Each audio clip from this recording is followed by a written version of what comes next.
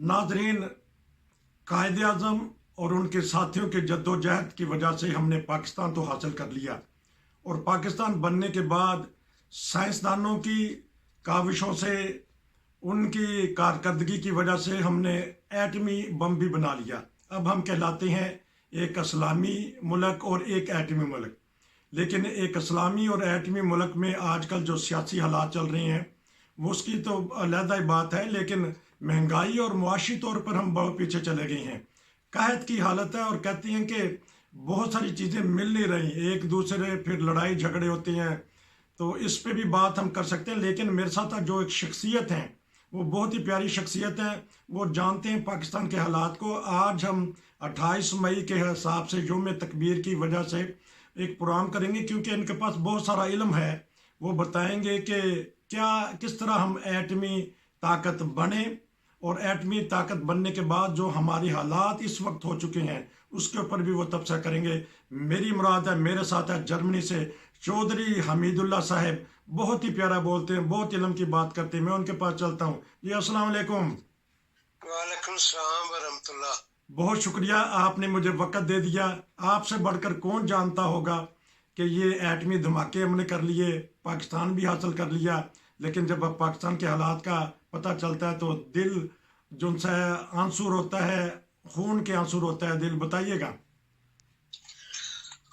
असल में बात यह है कि जो आपने बताया है कि हमने आइटमी आइटम बना लिए और धमाके कर दिए, और दूसरी तरफ हमारी मईशत का क्या हाल है।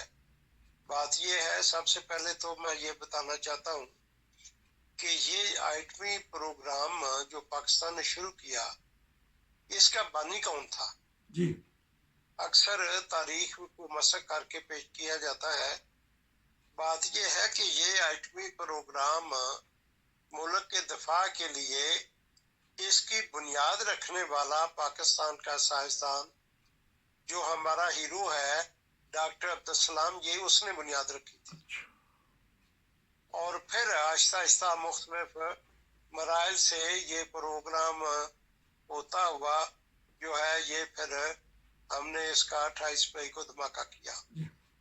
तो इस आइटमी प्रोग्राम को पाया तकमील तक पहुंचाने के लिए बहुत सारे लोगों ने काम किया हुआ है, लेकिन इब्तदा इसकी डॉक्टर अब्दुल सलाम ने डाली थी। दूसरी जो बात आपने पेश की है कि इस्लामी मुल्कत है ये पहली जिसको ये तौफीक मिली कि इन्होंने एक आइटम तो बना लिया, लेकिन बाकी चीज़ों की तरफ हमारी तवज्जो जो है वो कम तर होती चली गई, जिसकी वजह से सियासी हालात को छोड़ दें, जो कुछ भी है किस तरह का है। लेकिन जो लोग यहाँ हुक्मरानी करते रहे हैं, उनकी जो इक्तिसादी और माशी पॉलिसीज जो थी वो सारी नाकाम हो गई हैं। और बावजूद इसके कि हम एक एटमी मुल्क होने का दावा करते हैं, हमारी मईशत तो ये है कि आज जो है वो बेशुमार पाकिस्तान की आबादी जो है वो गुर्बत की लकीर के नीचे है। और फिर बावजूद इसके कि हम एटमी ताकत है, बहुत सारे घर ऐसे हैं जो दिन में एक दफा खाना खाते हैं। अच्छा, फिर कुदरती तौर पर भी जो आजकल के हालात हैं, अब कुछ अरसा से मुसलसल बारिशें हैं, फिर ज़ालाबारी हुई है बड़ी पाकिस्तान में, और उसके नतीजे में जो गंदम की फसल है वो तबाह हो गई है। फिर आपको भी याद है कि पिछले साल जो सैलाब आया था, और उसकी जो तबाहकारियां हैं उसकी वजह से एक बहुत बड़ा रकबा ऐसा है जिसके ऊपर आप कोई चीज काश्ती नहीं कर सकते। और जो लोग हैं, जिस तरह वो बेचारे सैलाब की वजह से तबाह हाल हुए हैं, अभी तक तो वो बेचारे वहां पे आबादियां ही कोई नहीं है, वो घर ही नहीं बन सके उनके। और इस तरह एक ऐसी माशी बदहाली है پاکستان میں جو کہ باوجود ایٹمی ہتھیار ہونے کے وہ جو ہے وہ لوگ بھوکے سوتے ہیں، بلکہ یہ ہے کہ وہ بعض جگہ تو لوگ اپنے بچوں کو بیچنے کی کوشش کرتے ہیں جی اور پھر بعض ایسے بھی جذباتی لوگ ہوتے ہیں کہ وہ جب دیکھتے ہیں کہ بچے بھوکے ہیں، کھانے کے لیے کچھ نہیں ہے، تو وہ جو ہے وہ بچوں کو بھی مار دیتے ہیں، خود بھی مار جاتے ہیں، جی یا یہ ہے کہ وہ خودکشی کر لیتے ہیں۔ جی تو باوجود ایٹمی ملک ہونے کے صرف ہم نے ایٹمی تو بنانا مقصد نہیں تھا نا، اصل میں ملک جو مضبوط ہوتے ہیں وہ آئٹموں کے ساتھ ساتھ اپنی معیشت کو اور اپنے عوام کے خوشحالی کے پہ بھی کام کرتے ہیں۔ ٹھیک لیکن بڑے افسوس سے یہ کہنا پڑتا ہے کہ اس وقت اس طرف کسی کو توجہ نہیں ہے۔ اچھا باہمی انتشار اور لڑائی جھگڑے اور سیاسی ابتدی، وہ بھی سیاست میں بھی، اور پھر اخلاقی طور پر تو ہم تباہ حال ہو گئے ہیں۔ جی ورنہ جو پاکستان میں معاشی حالات ہیں، اللہ کے فضل سے دوسری طرف آپ دیکھیں تو اللہ کے فضل سے بہت بڑے لوگ ہیں جن کو پرواہ نہیں، جن کو پتہ ہی نہیں ہے کہ مطلب ہے لوگ بھوکے سوتے ہیں اور ان کو خوراک کی ضرورت ہے۔ اور اگر ایک ہی شہر کوشش کرے کہ اس میں جو متومل لوگ ہیں، جو کھاتے پیتے لوگ ہیں، جن کے پاس اتنی جائیدادیں ہیں اور اتنا کچھ ہے کہ انہیں پرواہ نہیں کس چیز کی، اگر وہ باہمی اخوت کا مظاہرہ کرے تو یہ جو لوگ بھوکے سوتے ہیں، اور بعض کھاتے بھی ہیں، بہت سارے لوگ ہیں جو فری کھانا کھلاتے ہیں، ٹھیک اور پاکستان میں بہت ساری جگہوں پر، کراچی میں بھی میں نے دیکھا ہے۔ بلکہ عجیب بات یہ ہے کہ بعض عورتیں ہیں جن کو بعض لوگ سپورٹ کرتے ہیں اور وہ ایک لوگوں کو، جو بھوکے لوگ ہیں، ان کو بڑی عزت کے ساتھ کھانا پیش کرتے ہیں اور ان کو کھلاتے ہیں۔ لیکن اس میں بھی یہ ہے کہ اگر مثلا ایک شہری کوشش کرے کہ ہم پاکستان میں رہنے والوں کو بھوکا نہیں سونے دیں گے، تو میں سمجھتا ہوں کہ وہ بڑی حد تک کامیاب ہو سکتے ہیں۔ ٹھیک اچھا، میں ایک سوال کر لیتا ہوں کہ ہم بات کر رہے ہیں کہ آج یوم تکبیر ہے، تو کیا محسوس کر رہے ہیں کہ ارد گرد کے علاقے میں، یا اپنی اس طرح کہا کہ واحد اسلامی ملک ہے جس کے پاس ایٹم بم ہے، اگر نہ ہوتا تو پھر ہمیں کیا خطرات تھے؟ تو اگر ہم امریکہ کے صدر کی بات مان لیتے کہ ایٹمی دھماکے نہ کریں اور پیسہ لے لیں، اپنی عوام کو بچا لیں، تو دونوں پہ تھوڑا سا تبصرہ کر دیں۔ اصل میں بات یہ ہے کہ امن کے لیے بھی اچھا ضروری ہوتا ہے کہ جو آپ کا مخالف فریق ہے اس کے مقابل پر آپ کے گھر میں ڈانگ سوٹا ہو، اچھا ٹھیک آپ کے گھر میں دشمن کے ساتھ لڑائی جھگڑا کرنے کے لیے کم از کم اتنا تو سامان ہو جس کا اس کو پتا ہو ٹھیک کہ جی اگر میں نے ان کو چھیڑا تو پھر آگے سے بھی جواب آئے گا۔ ٹھیک تو اس لیے جب آپ کا دشمن اتنی ترقی کر لیتا ہے اور اس نے آئٹم بنا لیا، دھماکے کر دیے، تو پھر ضروری تھا کہ اس کے مقابل پر اپنی قوت کا بھی اظہار کیا جاتا، اور یہ بڑی اچھی بات ہے۔ اور اس پروگرام کو جو جاری رکھا ہے ذوالفقار علی بھٹو کا بھی اس میں بہت بڑا کردار ہے۔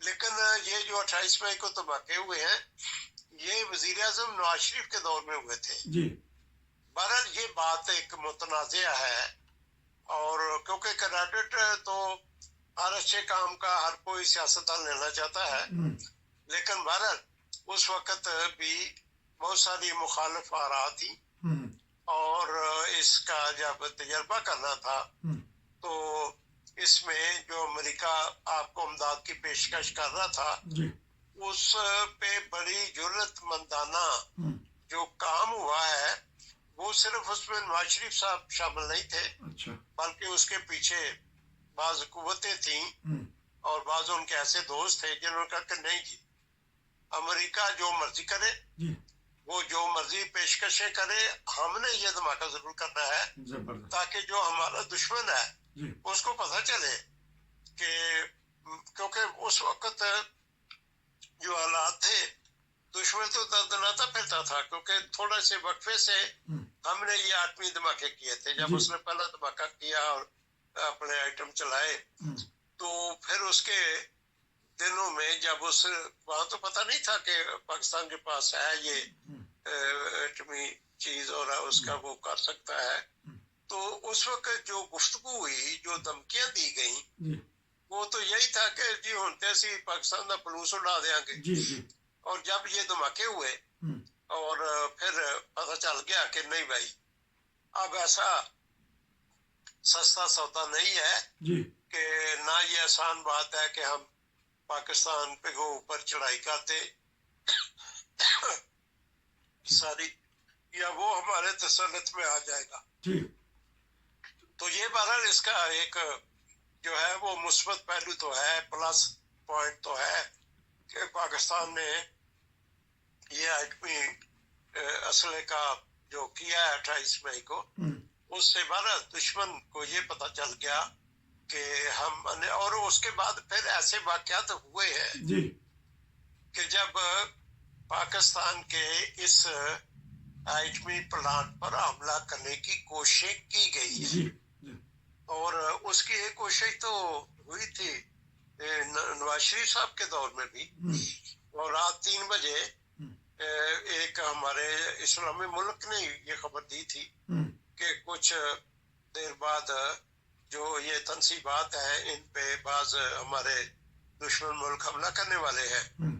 तो फिर गालबन क्लिंटन को ही उठाया गया था रात को। अच्छा। कि भाई ये होने वाला है, तो हमारे पास भी तो है, अच्छा, आइटमी असला है, तो हम अपने दफा के लिए, ठीक, अपने मुल्क के लिए किसी भी मतलब है कि हरबे से वो पीछे नहीं हटेंगे, और हम फिर जो कुछ होगा देखा जाएगा। ठीक। बल्कि मैं आपको बताना चाहता हूँ कि जनरल जियाउल हक साहब गए थे हमारे एक ऐसे मुल्क में जो पाकिस्तान को मिलियमेट करना चाहता था, और वहां पे क्रिकेट मैच हो रहा था जी। तो वो गए तो थे क्रिकेट देखने, ठीक, लेकिन और खुद ही गए थे जी। इन्विटेशन कोई नहीं थी। अच्छा। क्या पाए और क्रिकेट देखे, और नहीं। लेकिन जब वो गए तो अब ये हकीकत है, इससे कोई इनकार तो नहीं कर बिल्कुल सकता। बिल्कुल, हाँ जी। तो जब एयरपोर्ट पे उतरे और उस मुल्क के वजीर आजम ने उनका इस्तकबाल किया, वहां पे भी ये था। अच्छा। वहां की काबीना में ये बातें हो रही थी कि ये जो जनरल जियाउल हक है पाकिस्तान का प्रेसिडेंट, ये आ रहा है निजी तौर पे आया, इसका इस्तकबाल किया जाए, प्रोटोकॉल वही दिया जाए, या ये वहां पे बस स्टेडियम में आए और वो मैच देख के चला जाए। लेकिन जियाउल हक का असल मकसद मैच देखना नहीं था। अच्छा। वो पैगाम था। अच्छा। जो उसने जब फिर फैसला किया उस मुल्क ने, उसकी काबीना ने कि नहीं, उनको वेलकम करते हैं, उनका जाके एयरपोर्ट पे उनको रिसीव करते हैं, तो उन्होंने फिर उस मुल्क के वजीर आजम के कान में कहा था, अच्छा, कि भाई ये वरना फिर तुम्हारे मुल्क का कोई बशिंदा तो नजर नहीं आएगा। अच्छा। तो मुसलमान तो पूरी दुनिया में, मुसलमान ने तो हमेशा कायम रहना है, और जी इंशाल्लाह। मुसलमान तो नहीं मिट सकते, लेकिन फिर तुम मिट जाओगे और फिर तुम्हारी दास्तान तक ना होगी दास्तानों में। ये फिर जनरल जियाउल हक ने पैगाम दिया था। ठीक। मैच देखना तो एक बहाना था, और उससे फिर ये जो हमारा आइटम है, तो इसकी वजह से फिर वो मुल्क जो था वो भी अपने कपड़ों में आ गया कि ठीक है भाई, हमने कोई कारस्तानी नहीं करनी। उसके बाद भी हुआ है 1-2 दफा इन्होंने कोशिश की है, और हुकूमत पाकिस्तान को जब पता चलता रहा। और दूसरा मैं आपको एक बात बतानी चाहता हूँ कि